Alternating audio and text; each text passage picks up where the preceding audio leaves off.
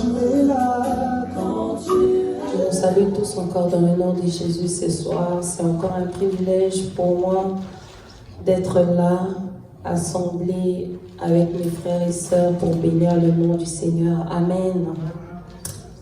Voilà, ce soir,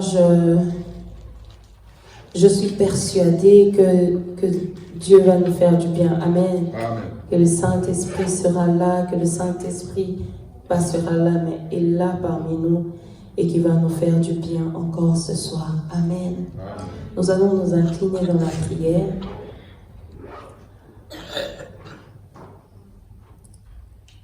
Seigneur notre Père, nous voulons te dire merci encore ce soir. Seigneur, nous sommes reconnaissants parce que ta présence est là dans ce lieu, parce que tu veux nous parler, Seigneur. Nous sommes reconnaissants à toi qui nous a gardés depuis ce matin jusqu'en ce moment, Seigneur. À toi qui nous a protégés, à toi, Seigneur, qui a marché avec nous tout au long de cette journée, Seigneur Jésus. Nous voulons te dire merci pour cela. Nous voulons te dire merci parce que tu as pris soin de nous, tu as pris soin de nos enfants, tu as pris soin de chacun de nous, Seigneur, depuis ce matin jusqu'en ce moment, Père éternel. Et tu nous as permis encore de nous réunir ce soir. Ma Bible me dit, il est doux et agréable pour des frères de demeurer ensemble. Seigneur, je te dis merci parce que tu es là, présent au milieu de nous. Là où 2 ou 3 se réunissent en ton nom, tu es au milieu d'eux. Je bénis ton nom. Je bénis ta présence dans ce lieu. Je bénis la présence de mon frère. Je bénis la présence de ma sœur dans ce lieu, Seigneur. Et je te bénis, Seigneur Jésus, parce que, oui, tu es là ce soir encore pour guérir une âme. Tu es là ce soir pour consoler quelqu'un. Tu es là ce soir pour fortifier encore une âme, Seigneur Jésus.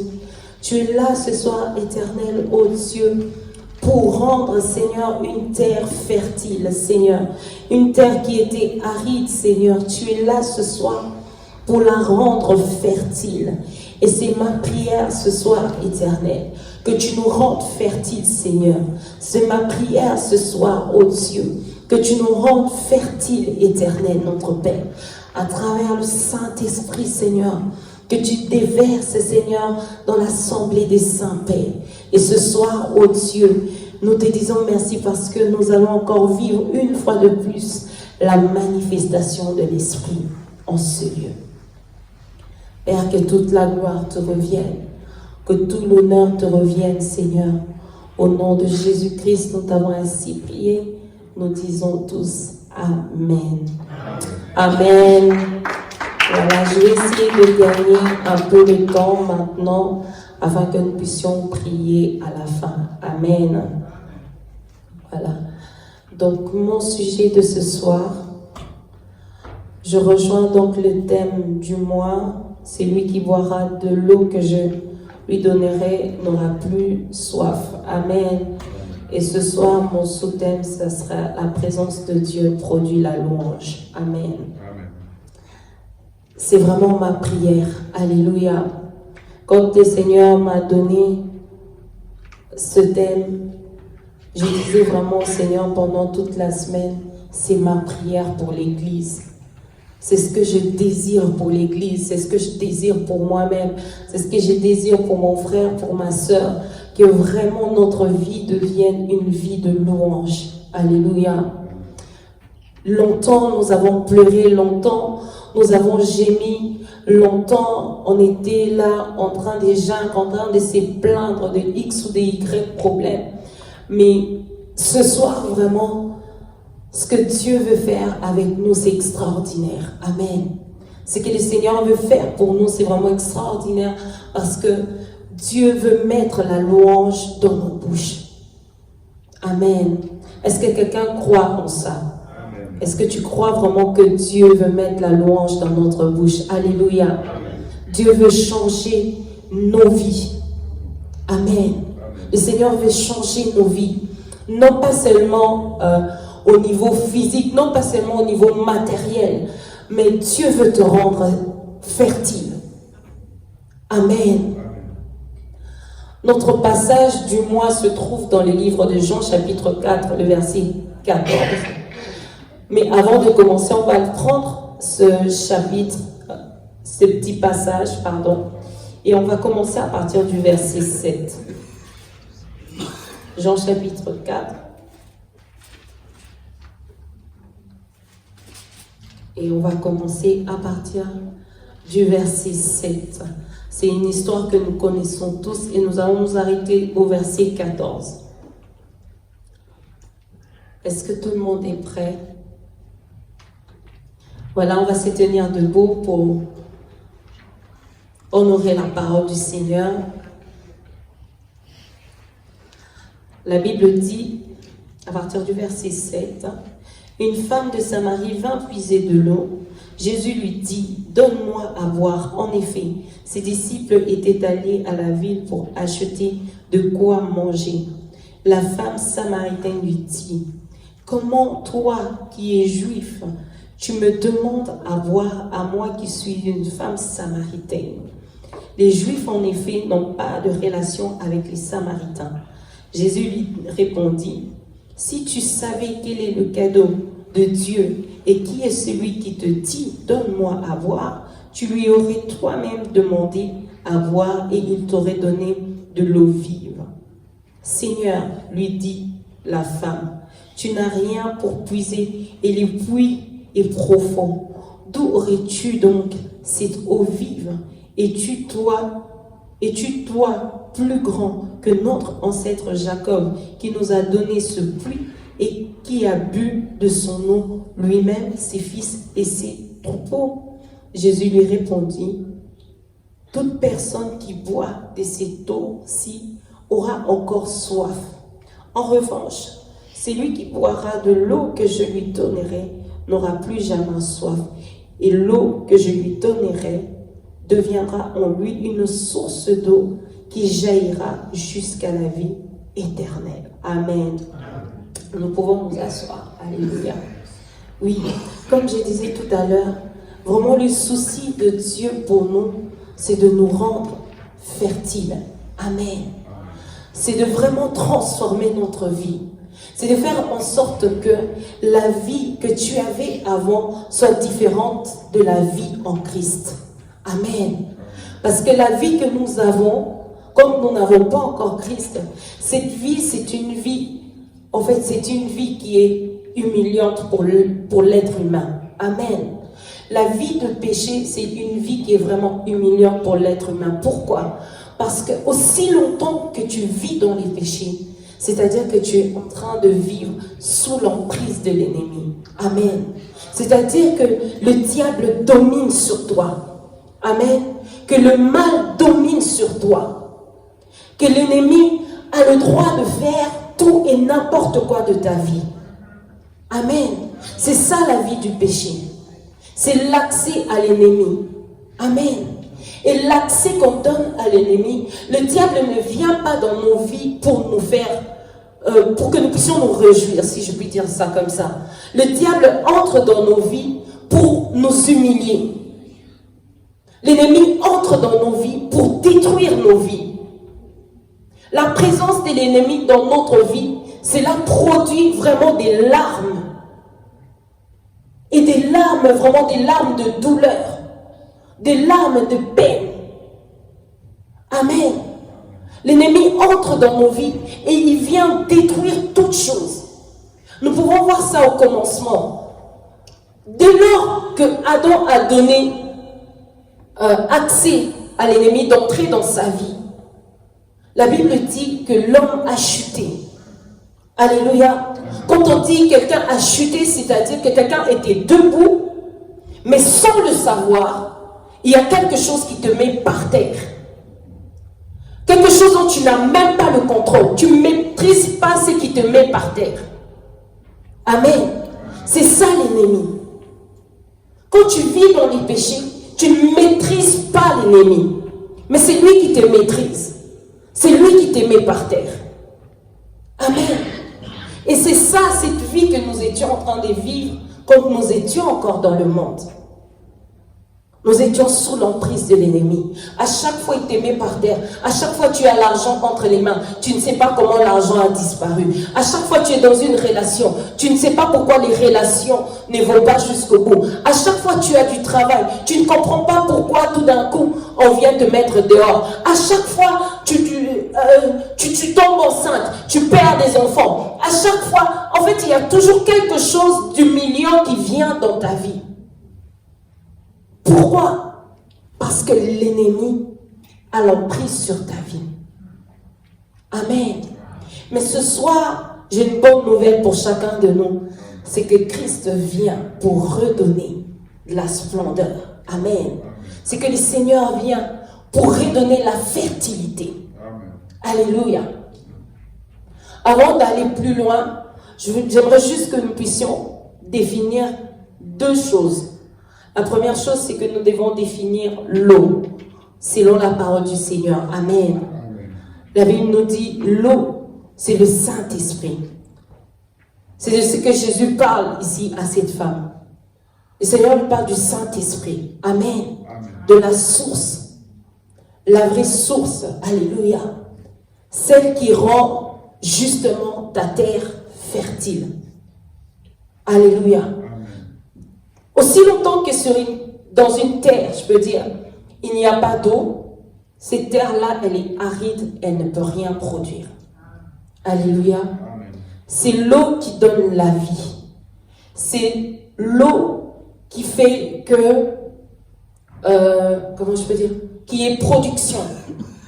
Si je peux dire ça comme ça. Amen.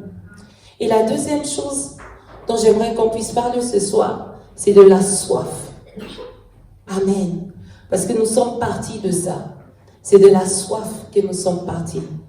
C'est lui qui a soif, qui vient boire. Et c'est celui-là que le Seigneur veut désaltérer. Amen. La soif, c'est la sensation plus ou moins vive de la sécheresse de la bouche et des muqueuses du pharynx. Elle est liée à un besoin de l'organisme en eau. Un besoin ou une envie de boire. Alléluia. Et il faut savoir que lorsqu'une personne a soif, c'est que cette personne est déjà déshydratée. Amen.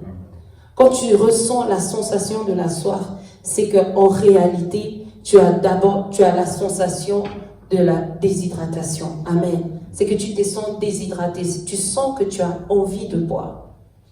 Amen.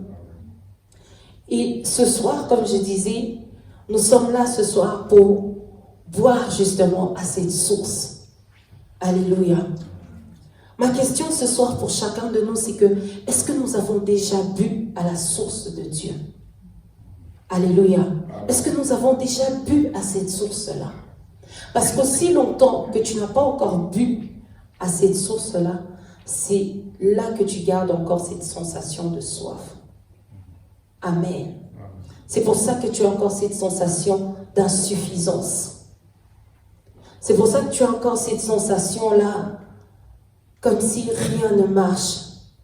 Tu as la sensation d'être un peu délaissé. Tu as la sensation d'être un peu, d'être pas compris. Tu as la sensation que rien ne marche autour de toi. Alléluia. C'est parce que tu n'as pas encore connu le véritable. Parce que tu n'as pas encore fait la connaissance ou tu n'es pas entré en relation avec le véritable. Amen. Ce soir, ma prière, c'est que nous puissions vraiment entrer en relation avec le véritable. Pour continuer, j'aimerais juste qu'on puisse bien étudier ce passage. La première question que je me suis posée sur ce passage, c'est de savoir pourquoi est-ce que Jésus-Christ vient rencontrer cette femme à cet endroit précis. Amen. Pourquoi Dieu te rencontre dans cette situation précise? Amen. Pourquoi le Seigneur occasionne telle ou telle autre chose dans ta vie? Amen. La Bible nous dit ici quelque chose d'extraordinaire. La Bible dit que les disciples, ils étaient allés acheter à manger pour Jésus. Amen. c'est qu'il nous laisse croire que Jésus avait faim. Amen. C'est que je me pose aussi une question, je me dis, mais pourquoi est-ce qu'il n'est pas parti avec eux? Et pourquoi ils sont tous partis acheter à manger? Est-ce qu'il n'y en avait pas des qui pouvaient rester? Est-ce qu'ils étaient tous obligés de partir? Amen. J'aimerais dire à quelqu'un ce soir, à l'endroit où Dieu veut te rencontrer, il voudra te rencontrer toi et toi seul. Amen. Quand Dieu veut te rencontrer, il veut que tu sois seul avec lui. Amen. Parce que c'est à ce moment-là, vous savez, quand tu es seul, que tu es dans la prière, que tu es seul, tu es prêt à te relâcher, tu es prêt à dire tout à Dieu, tu es prêt à parler, à lui dire des choses que personne n'a jamais entendues. Et que des fois, quand tu es avec les autres, tu n'oses pas sortir ces choses-là de ta bouche. Mais quand tu es seul avec le Seigneur, c'est là des fois que vraiment ta guérison peut venir. C'est là des fois que vraiment ta délivrance peut arriver. Parce qu'à ce moment-là, tu es vrai avec Dieu. Amen. Seul à seul, on est vrai avec le Seigneur. Alléluia. Et je me posais la question, mais Seigneur, pourquoi est-ce que tu as voulu rencontrer cette femme à cet endroit, au puits de Jacob? Amen. C'est parce que ce puits représentait tout, en fait, pour ce pays, pour cette région. Amen. Ce puits représentait tout, en fait. C'était la source d'eau. Amen. C'est là qu'on venait puiser de l'eau. Quand on regarde cette région, on se rend compte que c'est une région qui est aride. Donc d'avoir de l'eau, c'est quelque chose qu'ils étaient en train de protéger. C'est quelque chose qu'ils aimaient. Ce puits-là, il était en fait tout pour cette région-là. Amen.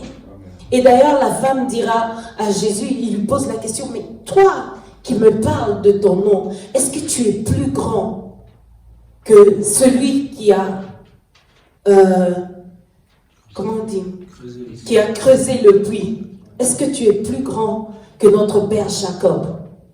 Parce que lui, il a bu de cette eau. Voire même ses enfants et tous ses troupeaux, tout le monde boit de cette eau. Comment tu peux dire que cette eau ne représente rien? Amen. Mais ce qu'elle ne savait pas, c'est que Christ voulait changer sa situation. Il voulait prendre ce qui représentait pour elle la vie. Il voulait lui montrer que ce n'était pas ça la vraie vie. Amen.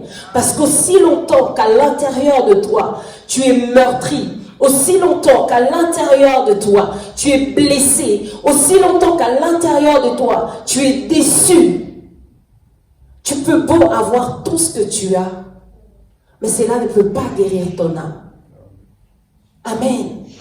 Parce que la situation de cette femme, elle venait à ce puits, en fait, pour subvenir à ce besoin. Amen. Ce puits représentait l'endroit où elle venait puiser de l'eau pour faire à manger, puiser de l'eau pour se laver, pour se nettoyer, pour être présentable, pour être belle, pour sentir bon pour le travail qu'elle faisait. Amen. La Bible nous dit bien que cette femme samaritaine, c'était une femme de mauvaise vie. Amen. Donc cette eau représentait pour elle sa richesse, en fait. Mais derrière le fait qu'elle vienne chercher cette eau, qu'est-ce qu'il y avait, en fait, qu'est-ce que je peux dire? Ouais, comme soubassement, en fait, de son désir. Pourquoi elle venait, en fait, là? Amen. Son intérieur, en fait, n'était pas bien. Alléluia. Vous savez, il y a des gens qui viennent à l'église, mais ils ne viennent pas à la rencontre du Seigneur. Ils viennent pour traiter un problème. Amen. Alléluia. Il y a des gens qui viennent à l'église pour traiter un problème. Tu n'es pas là à la rencontre du Seigneur. Tu viens parce que tu cherches ça, parce que tu cherches ceci, tu cherches cela. Amen. C'était en fait ce qu'elle venait faire au puits. Elle venait parce que cela répondait à un certain besoin. Amen. Mais ce besoin-là En fait, cette richesse qu'elle avait à travers le puits la rendait quand même malheureuse dans sa vie sociale. Amen. Amen. Pourquoi cette femme est toute seule au puits? Quand on lit la Bible, on lit les commentaires bibliques, les commentateurs disent que les femmes allaient au puits en groupe. Elles allaient ensemble. Et surtout, elles n'allaient pas quand il faisait chaud. Ça veut dire à midi, quand le soleil se lève, elles allaient toutes se cacher. Mais quand on prend l'histoire de cette femme, on se rend compte que cette femme sort au moment où toutes les femmes sont en retrait. Amen. Ça veut dire que la bonne vie qu'elle pensait avoir était une vie qui la rendait vraiment malheureuse. Elle ne pouvait pas se mettre en groupe avec d'autres personnes. Amen. Elle ne pouvait pas sortir en groupe avec d'autres femmes. La présence des autres femmes l'humiliait en fait. Amen. Parce qu'elle était celle qu'on regardait avec un mauvais œil. Elle était celle qu'on regardait avec mépris. Alléluia. Donc ce puits-là, malgré qu'elle venait pour boire de l'eau, pour chercher de l'eau, mais ce puits, à chaque fois qu'elle quittait sa maison, la distance entre sa maison et ce puits, c'était des instants de malheur et de douleur pour elle. Alléluia. Combien nous venons à l'église dans cet état? Combien les chemins de l'église est l'endroit où est le moment pour toi de te rendre compte que tu es vraiment malheureux. Amen. Il y en a certains, quand ils quittent leur maison pour venir à l'église, c'est le moment où tu commences à pleurer, où tu commences à te rendre compte de ce que ta vie, il n'y a rien qui fonctionne. C'est à ce moment-là que tu commences à réfléchir. Qu'est-ce que je vais devenir? En fait, pourquoi? Des fois même tu te poses la question, en fait, pourquoi même je vais à l'église? Pour quelle raison je vais à l'église? Pourquoi est-ce que je vais à l'église? Parce que rien ne fonctionne malgré le fait que je viens à l'église. Malgré le fait que je vais à l'église, il n'y a rien qui fonctionne. Ma vie reste toujours la même. Si tu as encore cette réflexion-là, c'est que les raisons qui te poussent à venir à l'église ne sont pas les bonnes. Amen. Les raisons qui te poussent à venir à l'église, ce sont ces raisons-là qui te rendent malheureux. Amen. Si tu as des bonnes raisons de venir à l'église, ces raisons-là te rendront heureuse ou heureux. Amen. C'est ce que nous voulons apprendre ce soir. C'est que lorsque nous avons trouvé la présence de Dieu, que la présence de Dieu mette la louange dans nos bouches. Amen. Il faudrait que quand tu sortes de l'église, il faudrait que quand tu es à l'église, que ce ne soit pas des moments pour toi de gémissement, mais que ce soit des moments où tu loues Dieu, où tu bénis Dieu, où tu regardes les bienfaits de Dieu, où tu vois la grandeur de Dieu, où tu te sens libéré. C'est ça ce que tu dois trouver à l'église, dans la présence de Dieu. Mais ça, bien-aimé, il faut que ça soit d'abord ton désir. Il faut que tu aies soif de Dieu.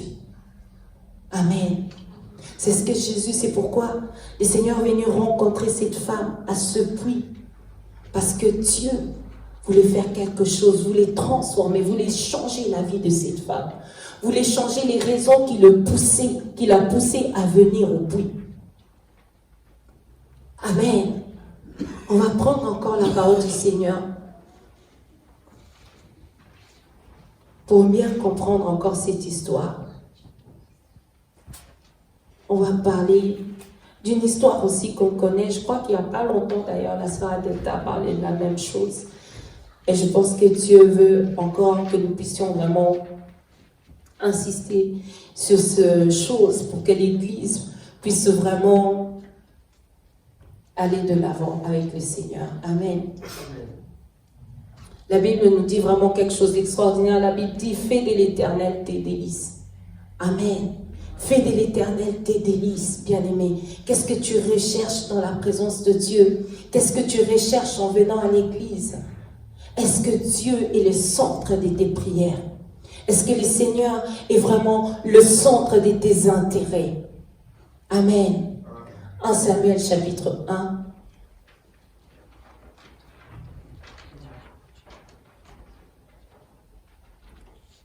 Je vais peut-être commencer à m'arrêter gentiment. Je vais peut-être pas tout lire.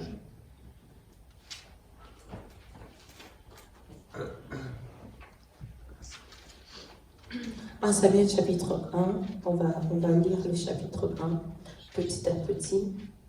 Je m'arrêterai quand... chapitre 1. Le chapitre 1. Tout le chapitre, si vous avez le temps, lisez tous les chapitres à la maison. Amen. La Bible nous parle d'un homme ici qui avait 2 femmes. Amen. Cet homme s'appelait Elkana et il avait 2 femmes, donc Anne et Pénina. Amen. La Bible nous dit au verset 2, la Bible dit, il avait 2 femmes, l'une s'appelait Anne et l'autre Pénina. Pénina avait des enfants, tandis que Anne n'en avait pas. C'est la première information qu'on nous donne. Amen. Donc il y avait une femme avec des enfants, une autre sans enfants. Amen. Et au verset 3, la Bible dit, chaque année, cet homme montait de sa ville jusqu'à Silo pour adorer l'Éternel, le maître de l'univers, et lui offrir des sacrifices. Là s'est trouvé les 2 fils d'Élie, Ophni et Phinéas, qui étaient prêtres de l'Éternel. Amen. Voilà. Je vais déjà m'arrêter là. Je crois que tout le monde connaît l'histoire de Anne. Amen. Mais je vais aller juste petit à petit pour qu'on puisse comprendre où je veux en venir. Voilà. Là, la Bible nous donne une information qui est très importante. La Bible nous dit au verset 3, on montait à Silo pour adorer Dieu. Amen. C'était l'objectif. L'objectif, c'était d'adorer Dieu. Alléluia. L'objectif, c'était vraiment aller là-bas pour adorer le Seigneur. Mais qu'est-ce qui se passe quand on va adorer Dieu? Au verset 4, la Bible dit, le jour où Elkana offrait son sacrifice, il donnait des portions à sa femme Pénina, à tous les fils et à toutes ses filles qu'il avait d'elle. Mais à Anne, il donnait une portion double, car il l'aimait, même si l'Éternel l'avait rendue stérile. Alléluia. Là, il y a encore une autre information. Déjà, au chapitre 3, il y a l'information qui nous dit qu'on allait pour adorer les seigneurs. Et puis, une autre information qu'on va juste retenir là, c'est que c'était chaque année. Amen. La Bible ne nous dit pas depuis combien d'années Anne était stérile. Amen. Mais on dit chaque année, ils allaient là-bas. Et la Bible dit bien que Pénina avait des fils et des filles. Ça veut dire qu'il en avait déjà beaucoup. 1, 2, 3. En tout cas, il n'avait pas qu'un fils ou une fille. Il avait des fils, beaucoup de filles et beaucoup de garçons. Donc peut-être 4 enfants. Allez, au minimum. D'accord? Parce qu'il avait elle avait au minimum 2 filles et 2 garçons. Amen. Et chaque année, ils allaient avec ces enfants-là, chaque année, pour offrir à l'Éternel, pour aller adorer Dieu. Et la Bible nous dit que son mari aimait tellement Anne, qu'à chacun il donnait une portion, mais à Anne il donnait la double portion, pour qu'elle offre plus à Dieu. Amen. Le but c'était qu'elle offre plus au Seigneur, pour qu'elle produise plus en fait. L'adoration produit la bénédiction. Amen. Et Elkana, la Bible nous dit très bien, il aimait cette femme. Donc, il s'attendait à ce que Dieu bénisse cette femme doublement. Il lui donne une double portion pour elle. Les autres, même si vous avez un, c'est pas grave. Mais elle doit en avoir le double. Mais le problème ici avec notre chère sœur Anne, c'est qu'elle n'avait pas saisi ça. Amen. Comme beaucoup, Nous venons à l'église, bien-aimé. Le but, quand tu viens à l'église, c'est de te rassembler avec tes frères pour adorer Dieu, de chercher la présence de Dieu, de reconnaître l'amour de Dieu, de reconnaître les bontés du Seigneur. Quand tu regardes, tu te réveilles le matin, tu regardes tes enfants en bonne santé, tu regardes ton mari en bonne santé, tu ne sais pas voir la gloire de Dieu. Beaucoup sont comme ça à l'église. Il y a autre chose qui les motive à venir à l'église plutôt que la présence de Dieu. Amen. Les gens ne viennent pas chercher la présence de Dieu. Les gens viennent plutôt pour chercher la main de Dieu. Où est la main de Dieu? Qu'est-ce que Dieu peut faire pour moi? Amen. C'était ça vraiment l'attitude que cette femme avait. Cette femme n'avait pas pour objectif d'adorer Dieu. Amen. Cette femme Anne que nous sommes en train de parler, beaucoup de gens prennent exemple sur elle en disant Anne avait prié. Mais elle priait de la mauvaise façon, de telle manière à ce qu'il y avait des années qui se sont écoulées sans que Dieu ne puisse répondre à ses prières. Parce que les motivations n'étaient pas les bonnes. Amen. Bien-aimé, combien d'années tu veux passer dans la présence de Dieu sans avoir des réponses? Qu'est-ce que tu cherches en réalité? Ce qui peut mettre la louange à ta bouche, c'est la présence de Dieu. Ce n'est pas les biens, ce n'est pas l'argent, ce ne sont pas les enfants, ce n'est pas le mariage. Non, ce n'est pas un travail qui mettra la louange à ta bouche. Amen. C'est la présence de Dieu qui va mettre la louange dans ta bouche. Alléluia. Parce que quand tu as la présence de Dieu, elle prime sur toute autre chose dans ta vie, sur tous les problèmes de ta vie. Amen. Parce que Dieu est puissant. Alléluia. C'est ce que Jésus dit à cette femme. Il dit, quand toi tu boiras de cette eau, tu n'auras plus jamais soif. Il n'y aura pas des choses qui vont venir pour détruire ta paix. Parce que ce qu'il y a à l'intérieur de toi, c'est une paix qui est infinie. Amen. Amen. Ce soir, j'aimerais que tu puisses recevoir vraiment cette paix infinie de Dieu. La présence de Dieu. C'est la présence de Dieu, bien-aimé, qui peut transformer ta vie. Alléluia. La Bible dit, je serai avec toi. Quand tu traverseras les eaux, elles ne te submergeront pas. Amen. Ça veut dire que dans ta vie, il y aura des moments où tu vas traverser les eaux. Ça veut dire que dans ta vie, il y aura des moments où tu vas traverser du feu. Alléluia. Ceux qui boivent de l'eau qui est humaine, ceux qui boivent encore de l'eau qui est du puits de Jacob, quand ils traversent le feu, ils sentent que le feu est en train de brûler. Voire même, ils se brûlent avec ce feu-là. Amen. Mais ceux qui sont conduits par le Saint-Esprit, quand ils traversent le feu, ils savent dire que Dieu est avec moi. Amen. Ils savent surmonter les problèmes. Ce ne sont pas ceux qui sont en train de gémir. Alléluia. Ceux qui sont en train de gémir, c'est ceux qui n'ont pas connu la présence de Dieu. Amen. Dans la présence de Dieu, bien-aimé, ta vie devient douce. Alléluia. Dieu rend ta vie agréable. Dieu rend ta vie parfaite. Mais si tu demeures dans la présence de Dieu. Alléluia. Alléluia. Amen. J'aimerais pas vous décourager ce soir, mais j'aimerais que vous puissiez être enthousiastes. Alléluia. Je ne dis pas que le Seigneur ne va pas répondre, mais je dis que Dieu va répondre quand tu l'auras cherché réellement. Amen.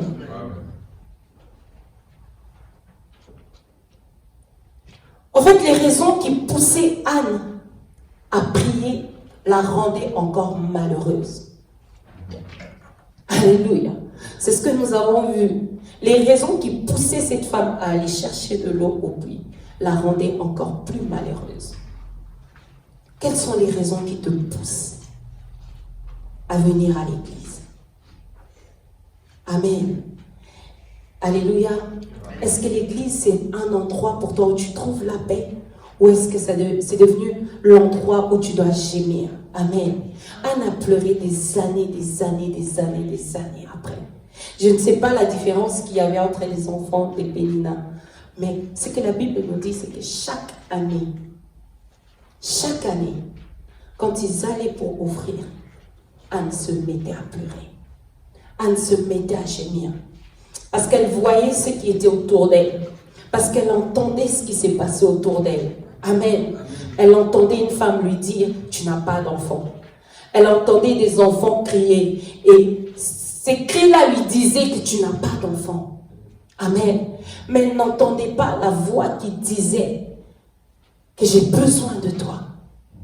La voix qui disait, Anne, tu peux me servir. La voix qui disait, Anne, des nations peuvent naître de toi. Amen. Elle n'entendait pas cette voix-là. Cette voix qui lui disait, regarde la splendeur de Dieu. Vois-toi en Dieu. Vois-toi en Christ.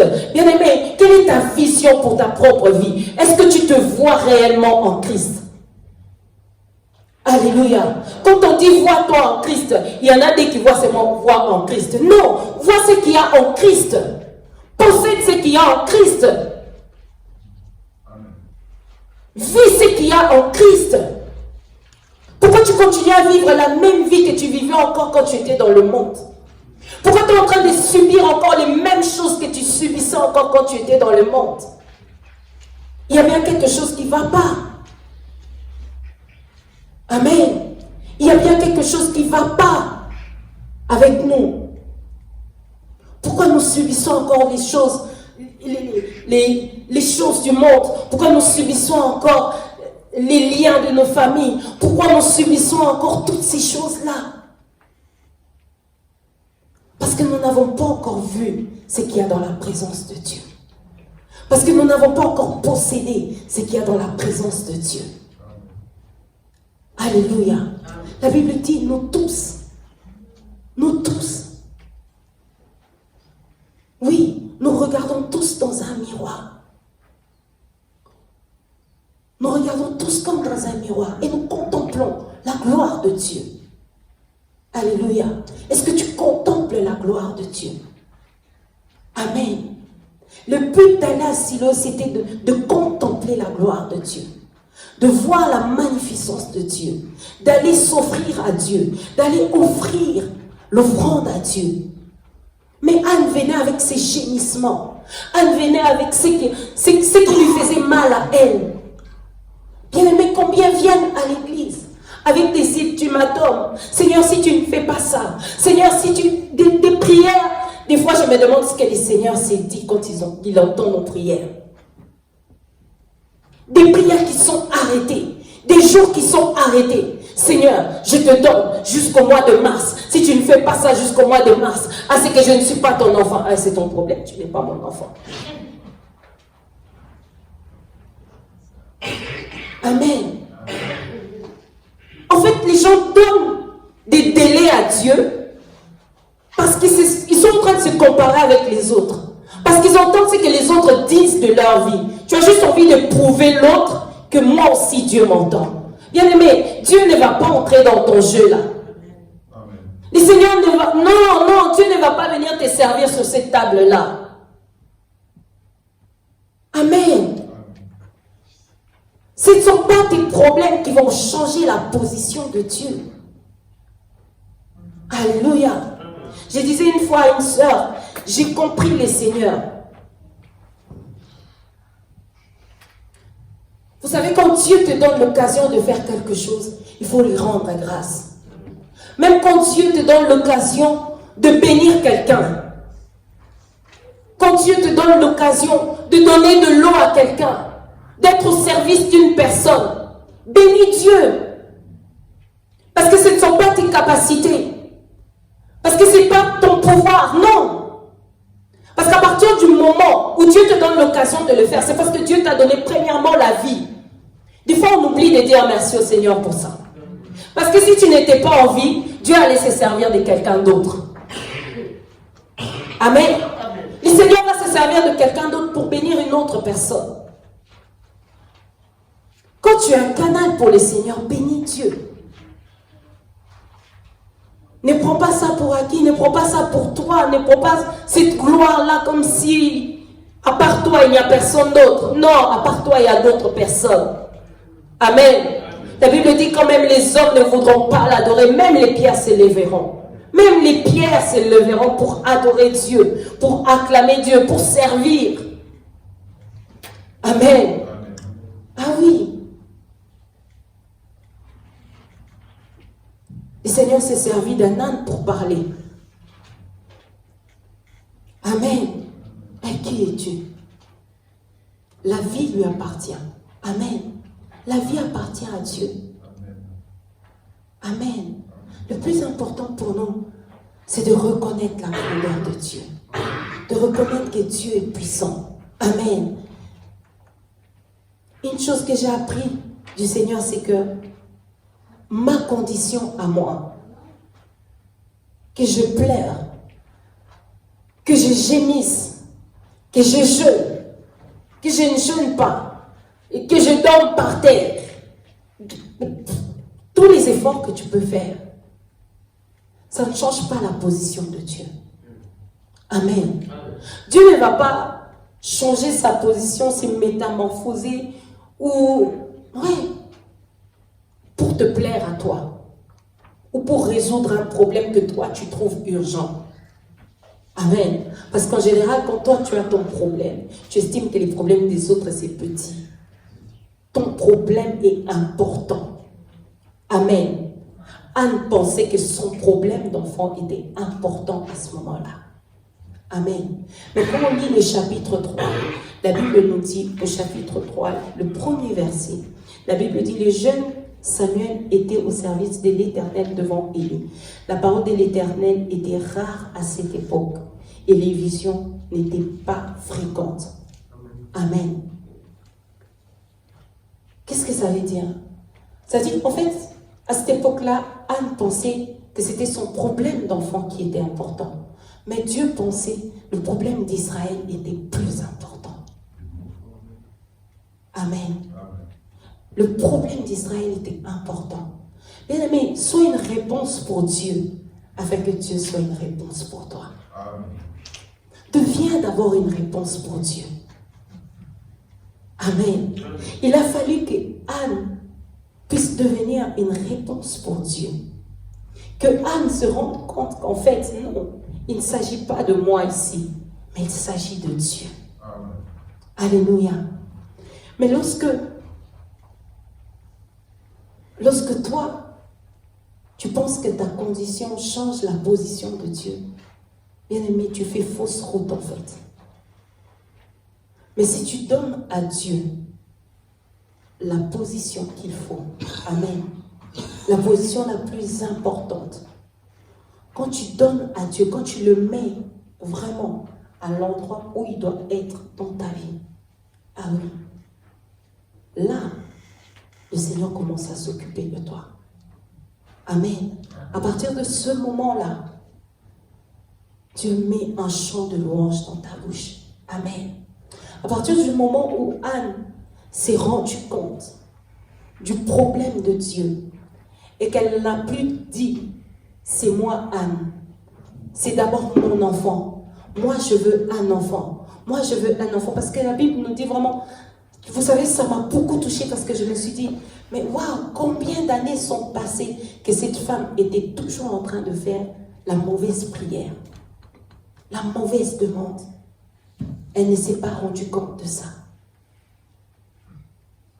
Amen. Combien d'années se sont écoulées où cette femme, elle a gémi, elle a prié, elle a pleuré des années et des années, des années et des années.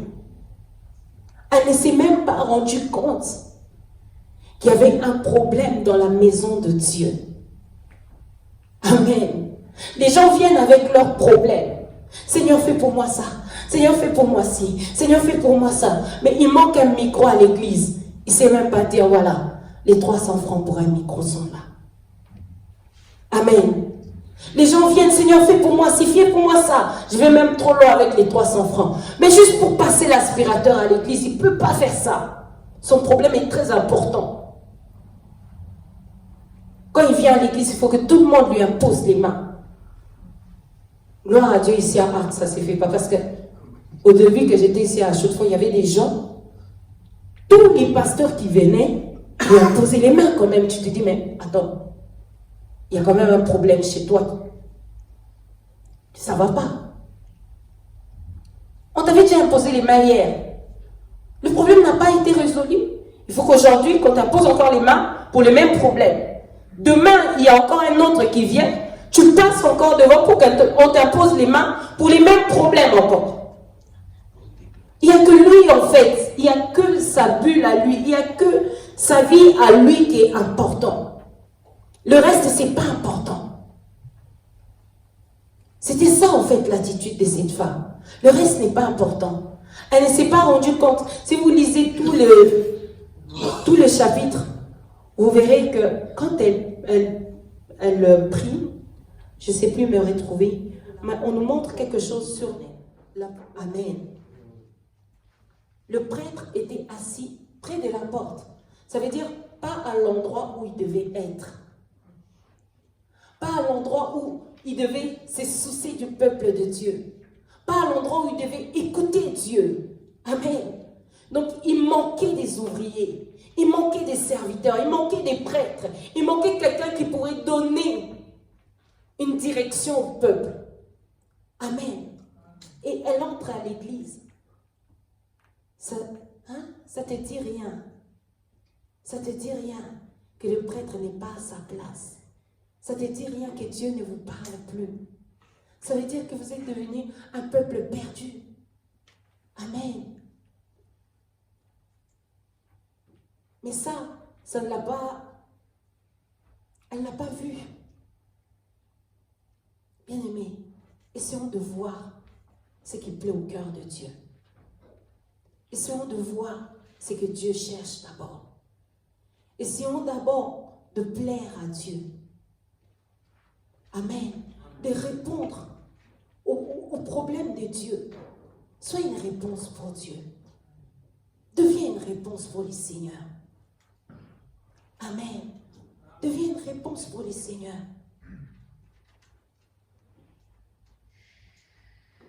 Et la Bible dit, il y a un moment où elle prend conscience de ça. Amen. Au moment où elle prend conscience, elle dit, Seigneur, si tu me donnes un enfant, est-ce que quelqu'un peut retrouver avec moi? J'ai trop tracé, puis je me retrouve plus.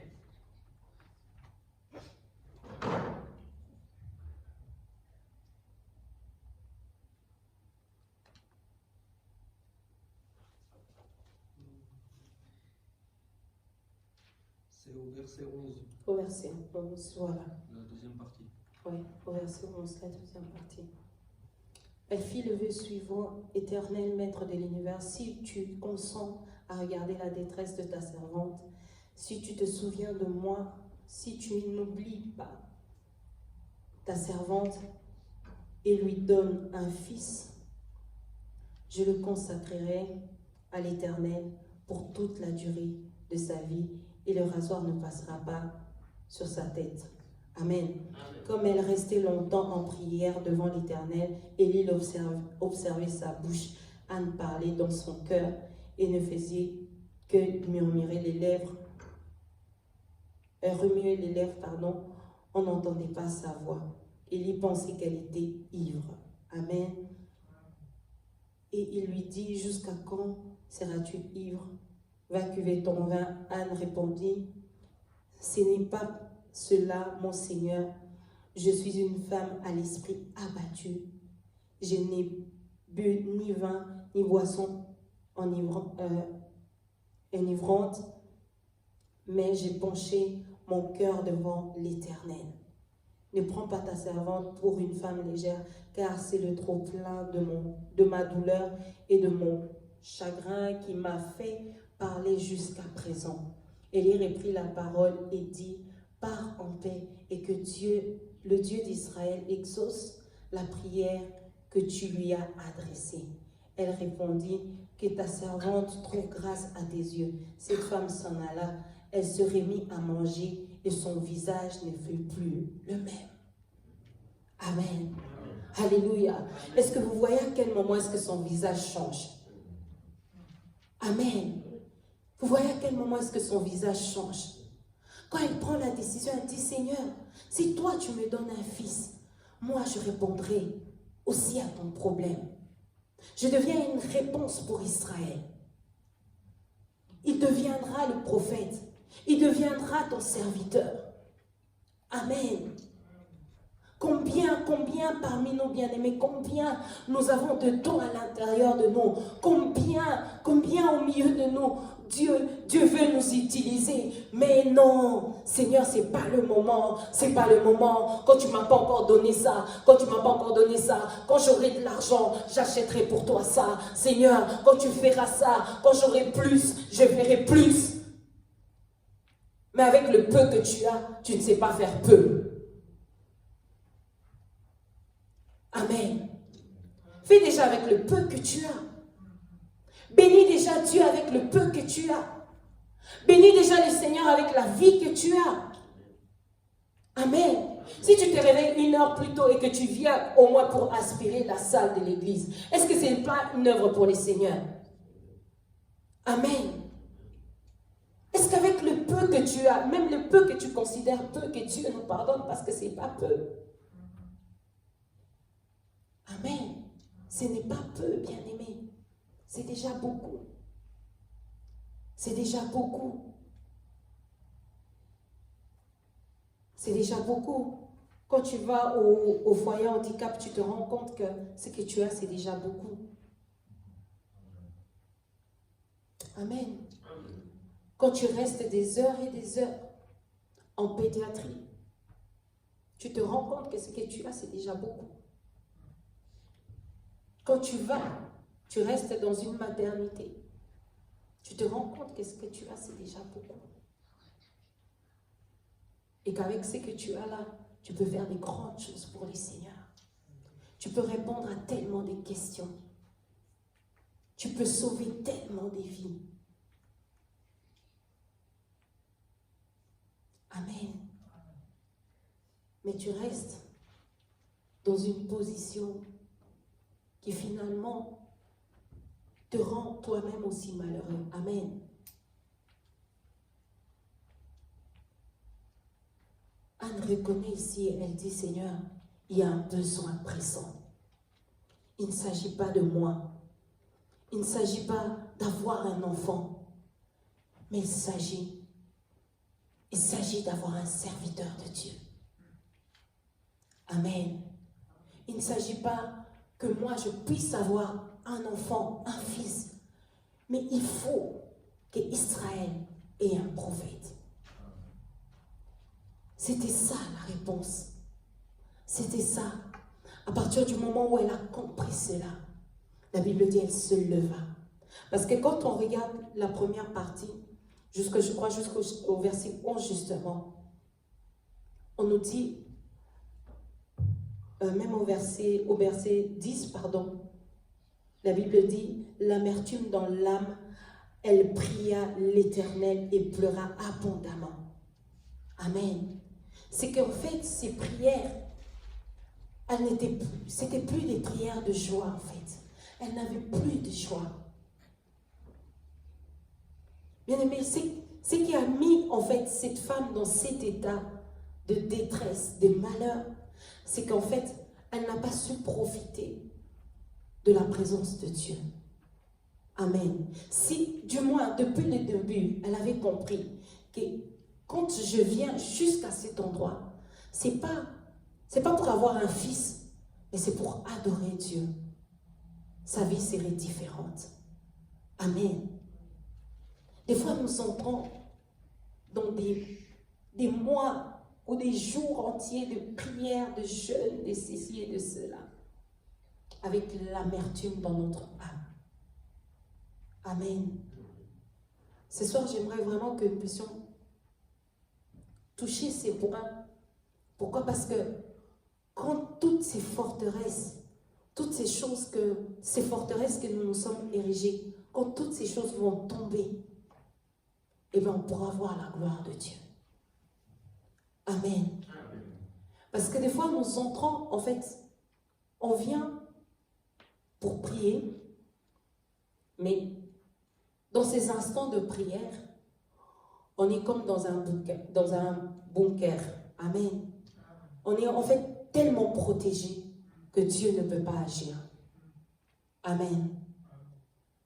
On vient pour prier, mais Au-devant de toi, tu as bien placé une barrière pour le doute, une barrière pour l'amertume, parce que ce problème-là, vraiment, si Dieu ne le résout pas, on va continuer à parler mal de moi. Une barrière avec de la jalousie, un grand mur de jalousie que tu as en fait monter. Parce qu'en fait, tu entres dans la prière, non pas parce que tu veux voir la main de Dieu, mais en fait parce que tu es en train de jalouser l'autre. Pourquoi elle est là puis moi j'ai pas? Pourquoi lui il est là puis moi j'ai pas? Amen. Et toutes ces choses-là, ça constitue une sorte de protection, de telle manière à ce que le Seigneur ne peut pas s'introduire dans cette forteresse que toi-même tu as construite. Amen. Et plus tu restes là-dedans, moins tu chanteras les louanges à l'Éternel. Amen. Plus tu es là-dedans, moins tu verras la main de Dieu. Moins tu auras l'occasion de bénir le Seigneur. Parce qu'en fait, toutes ces choses que tu as mis autour de toi ne font que te montrer ce qui est négatif. Amen. Ce qui est sombre. Tu construis autour de toi une maison ou une tour, tout ce que tu veux, tu l'appelles comme tu veux, une protection dans laquelle tout est sombre, tout est noir. Quand tu entres dans la prière, quand tu viens pour prier, il n'y a pas d'endroit en fait où est-ce que la lumière de Dieu peut pénétrer. Tu ne laisses pas au Seigneur la possibilité de pénétrer dans ta vie. Tu ne laisses pas à Dieu la possibilité de pénétrer dans ton cœur. Amen. C'est ce que Jésus disait à cette femme samaritaine.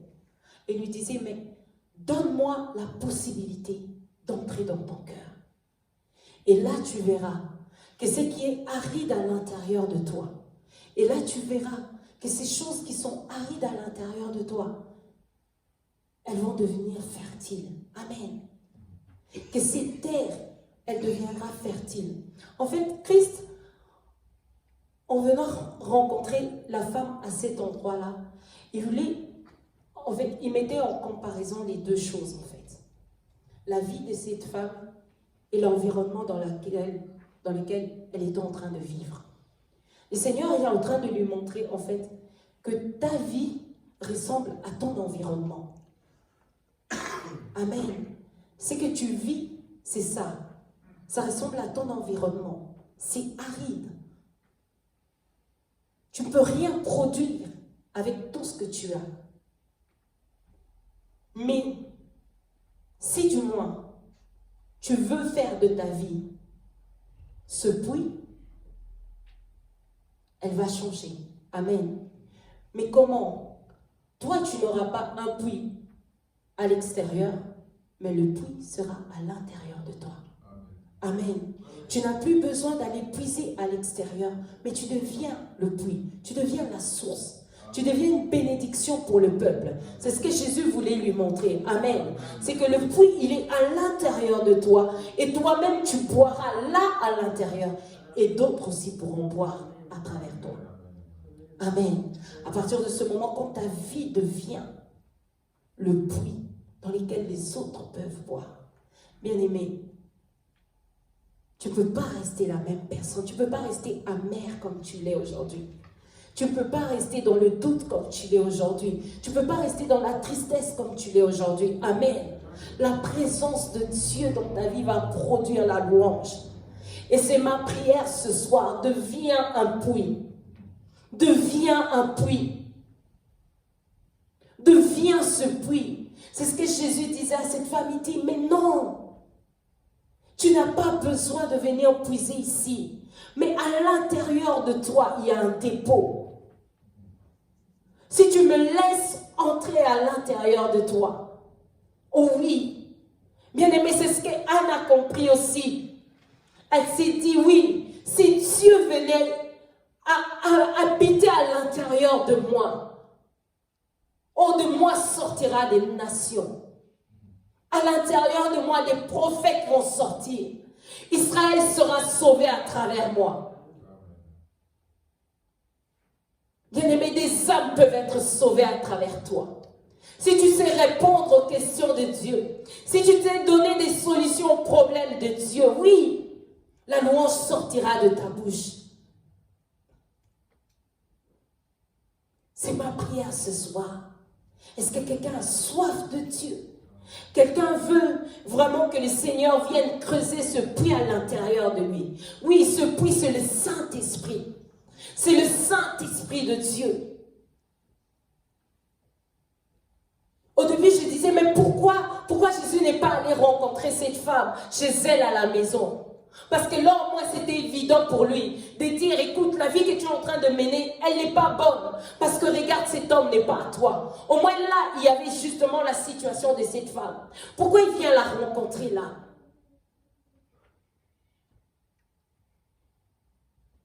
Parce qu'il y avait aussi quelque chose d'extraordinaire qui guidait la vie du Seigneur.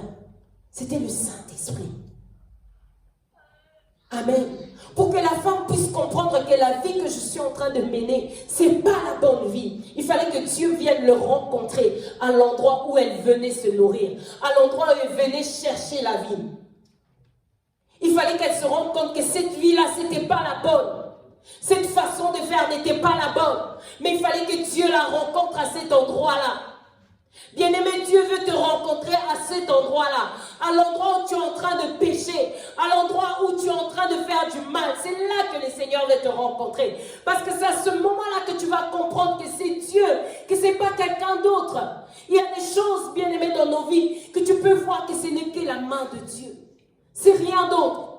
C'est ce que Jésus veut faire pour toi. Il était la seule personne à transformer la vie de cette femme.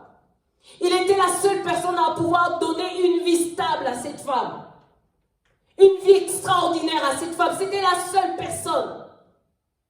Mais il fallait qu'elle se rende à l'évidence que cette vie, ce n'est pas la bonne. La vie, elle est à l'intérieur de toi. Les sources de vie sont à l'intérieur de toi. Par le Saint-Esprit. Et j'aime ce que Jésus dit au verset 29, je crois. Qui dit dans Jean 4, il dit, ma nourriture, c'est de faire la volonté de mon Père. Ma nourriture, c'est ça. De faire la volonté de mon Père. Bien-aimé, la première adoration commence quand tu commences à faire la volonté de Dieu. C'est là que tu commences à adorer Dieu. C'est là que Dieu commence à se manifester. À partir du moment où tu prends en compte les paroles du Seigneur, à partir du moment où tu prends en compte que ce n'est plus moi qui vis, c'est Christ qui vit en moi. Je n'ai pas besoin de satisfaire ma chair, mais j'ai besoin de répondre aux besoins de Dieu. À partir de ce moment-là, bien-aimé, c'est là que tu commences à adorer Dieu. Et c'est à partir de ce moment-là que Dieu commence à se manifester dans ta vie. Ce n'est pas autrement.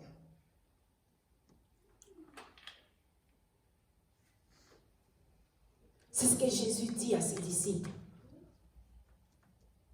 Ils étaient allés acheter à manger, mais Jésus dit, ce n'est pas de ça qu'il s'agissait. Comme pour leur dire, quand je vous ai envoyé dans cette vie, je ne vous ai pas envoyé aller acheter du pain. Je vous ai envoyé gagner des âmes. C'est ça ce que nous devons manger. Je vous ai envoyé faire la volonté de Dieu. C'est comme ça que vous serez rassasiés. Je vous ai envoyé faire la volonté de Dieu. C'est ça qui va vous rassasier. Qui ne va pas rassasier le corps, mais qui va rassasier l'âme. Bien-aimés, les gens sont encore en poursuite, en quête de Dieu, parce qu'ils n'ont pas reçu la présence de Dieu, bien-aimés. Tu es en quête des richesses parce que la présence de Dieu, tu ne l'as pas encore acquise. Tu ne restes pas dans la présence de Dieu. Tu ne connais pas ce que ça veut dire, la présence de Dieu, le Saint-Esprit. Tu n'as pas encore expérimenté cette personne-là.